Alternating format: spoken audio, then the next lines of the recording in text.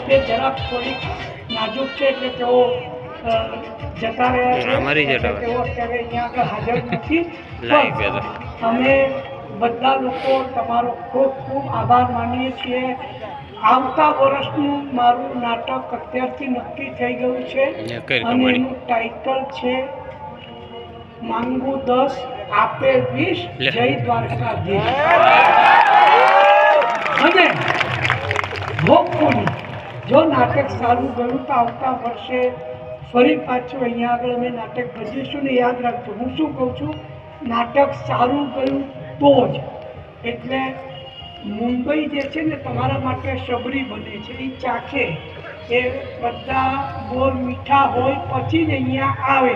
જો મારું નાટક પણ સારું ના હોય તો જે સારું નાટક હોય એ અહીંયા આવે.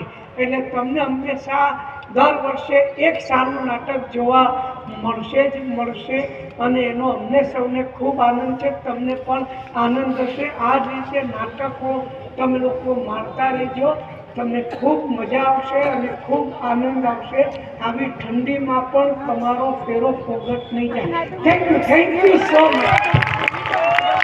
ખૂબ ખૂબ આભાર સંજયભાઈ. અમને વિશ્વાસ છે કે તમારું નાટક હશે એ સારું જ હશે. અમે સૌ આવતા પર્વની આવતા નાટ્ય પ્રયોગની રાહ જોઈશું. આવતીકાલે સાંજે 4:30 વાગે વિદ્યાગુરુ ફાઉન્ડેશન સંચાલિત લલ્લુભાઈ શેઠ આરોગ્ય મંદિરના પટાંગણમાં સાહિત્ય અને સન્માન પર્વની ઉજવણી થશે.